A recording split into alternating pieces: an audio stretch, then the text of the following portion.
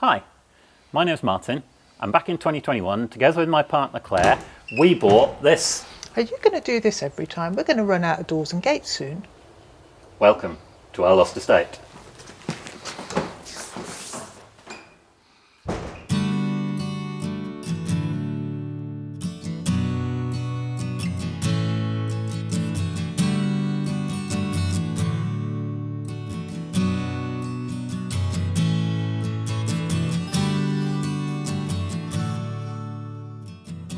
Hi, I'm Martin. Hi, I'm Claire. And welcome to our lost estate.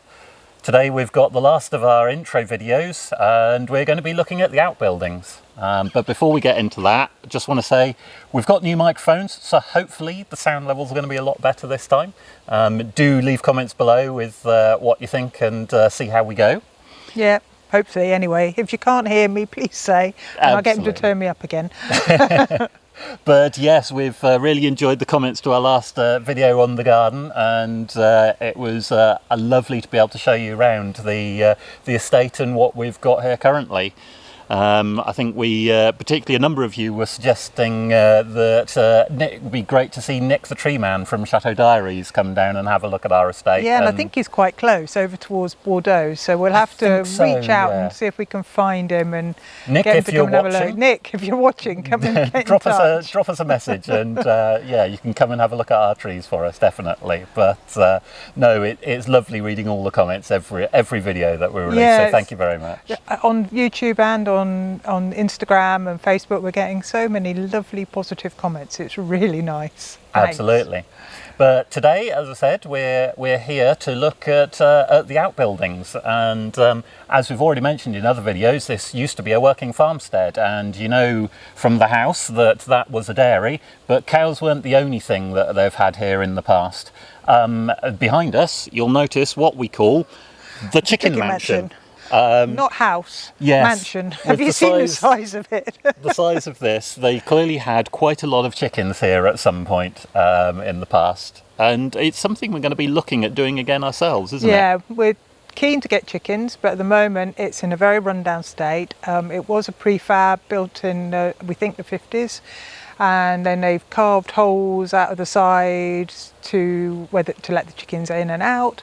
It was obviously a big concern, but it's in a bit of a state. I don't think we'll be able to preserve it, so it is going to be taken down at some point and extended, and at that point we'll make them luxurious accommodation, our new chickens. Yeah, like the rest of the place, it was neglected for at least 30 years and has had things growing in the roof, as we can see already. Yeah. I mean, we've done a little bit of rollback already, but it's in quite a state. We've taken back a lot of ivy and a lot of ivy, mostly a lot of ivy actually, but there's still ivy on the inside. Or two, but always brambles. Yes, but thankfully it's got a nice cage at the back as well, so that actually is in a good state still. So, and we discovered a drinking trough, only it's more than a trough, as you can see. So obviously the stream that runs through all the ponds and out down to the river, actually they've teed off a little feed into the drinking trough, which is great, but I haven't quite figured out how and where that junction is at the moment, so all sorts of things to investigate there. Anyway, let's have a quick look around and see the insides as is.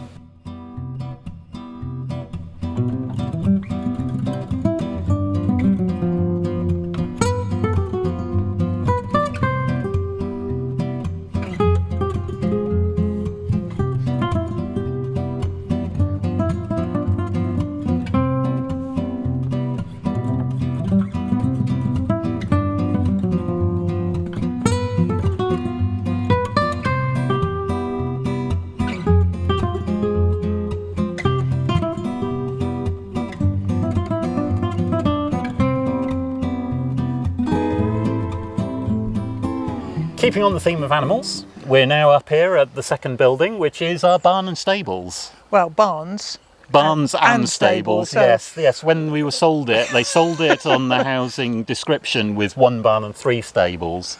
We're up to 7 stables and 2 barns, and there's still a bit there that we're sort of referring to as here be dragons, because we can see there's a gate and we can see there's another bit of the estate. We haven't actually got through the brambles to it yet. No, that's only so far that we've managed to roll back. Who knows, there may be more stables there, we don't know It yet. may end up 8 or 9 stables the way we're going, certainly. But yes, this is this is probably the biggest building by square footage. Yeah. Although it's only 1 story on the whole estate here, actually. It's pretty challenging though. The neglect has been severe. We have thoughts about what we want to do with it, but to be fair, at the moment, it's really all about keeping it standing and preserving it. It is, and it's being used for things like storage at the moment, because there's so many bits and pieces. When we found it was, when we bought the place, it was full of all sorts, and we were just looking through every single one of them, and each of them have all sorts of different things in. I mean, there's the barn at the very end there, which we've used for our wood store at the moment. So what we find here is that we don't have to cut trees down and don't want to. Mostly it's wood that's fallen or that we've pollarded, and then it gets stored for a year or 2 before it's chopped up, and we can then use it. And we know that a wood burner isn't as sustainable perhaps as clean energy, but it's a lot better than burning oil. So it's our intermediate step. Absolutely, yeah, no, it's really worthwhile, and having this, you need a space like this to be able to store all the bits and pieces. And I mean, there's even a huge freezer in there we haven't even tried to power up yet to know if it works. There was originally electricity to and water to the barn, but we haven't quite got it back connected again. We've got thoughts that perhaps maybe we'll turn it into an entertaining space we had in mind, but we're not sure. Yeah, possibly either a winter lodge, or we were thinking about an eco retreat with treatment rooms and so on here, weren't we? We were, but then we discovered, I've just seen a kingfisher fly across this little ecosystem that lives up here, and so it would have to be very minimal footprint from people, because we don't want to disrupt it. And then there's other thoughts, isn't there? Like, we want to grow cider apples and make cider. We want to experiment with vines, especially white wine, and obviously you need space to process that and turn it into alcohol or whatever. And so our own little brewery or so on going, and this stuff takes a lot of space to actually set up. It does. So we're really not sure at the moment, but first of all, let's keep it standing and keep the treasures protected. And I think one of the early things we'll do is get the summer kitchen we were planning out the back of the barn and stables, because that one's quite easy, I think, and the rest of it, we'll if anyone else has got any ideas, then leave them in the comments, and you never know, we might actually someone may come up with a better idea than even we've thought of so far. Maybe.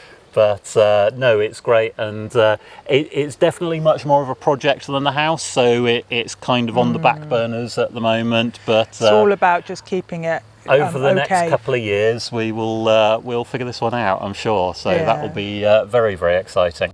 Let's have a quick look around inside.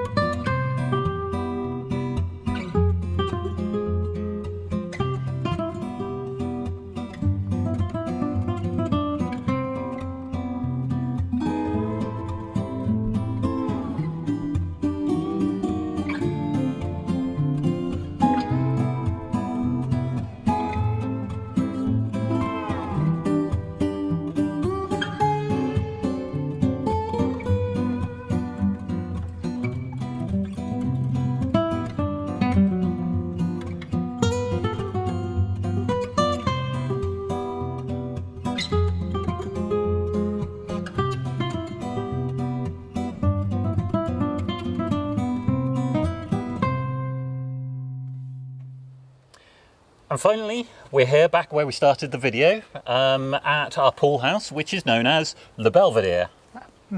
Means beautiful view, or building with a beautiful view, but At some point after it was created, they then built the stable and barn block across the beautiful view. So not quite as lovely, although it's still nice. It's Looking still down lovely. over the swimming Yeah, pool, I gorgeous. think, yes, it's a lovely building altogether. And from It's, this angle, we can see the Lido and the diving board, which would have been part of the swimming pool because it was actually a pool house in its Indeed. first incarnation.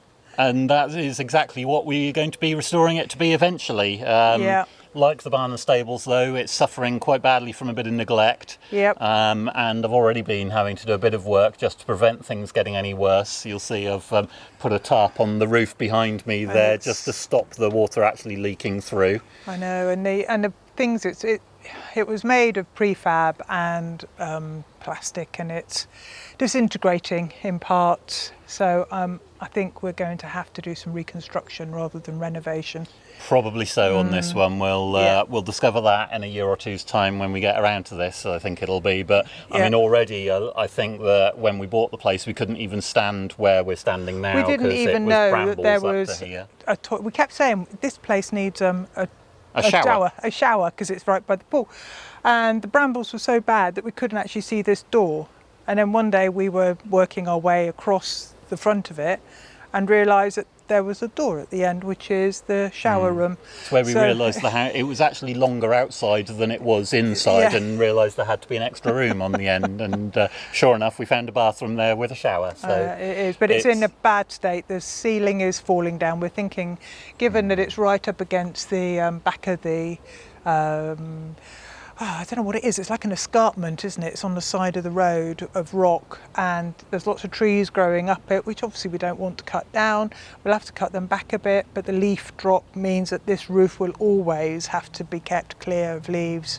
So a natural roof is one of the ideas we're looking at. Yeah, if we can get it so that it's kind of turf layer across the roof, then actually that'll help prevent any of the problems with the leaf drop every year that there's going to be. As long as we can keep it clear of saplings, because you found them. And brambles growing in the roof. Yeah, well, you say saplings. I think one of the trees I found growing in the roof was 8 foot high. So it's definitely suffered over the years. The poor thing. Yeah, and it's gone through a few incarnations. The bower bit is older, we think, than the prefab bit.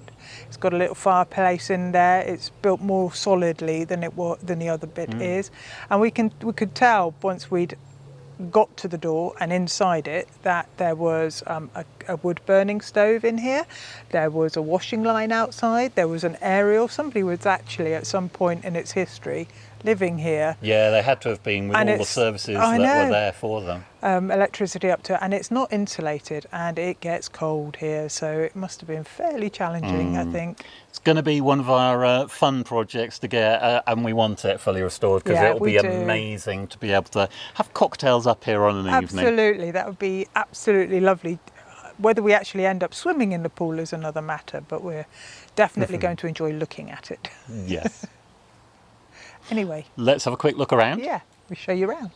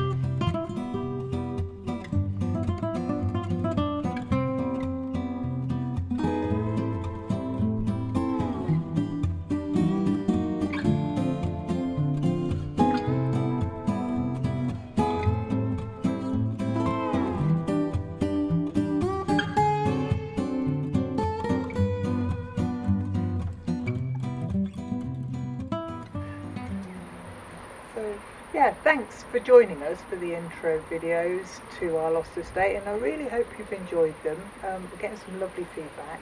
We weren't sure how it was going to land, to be honest, because we're not a chateau.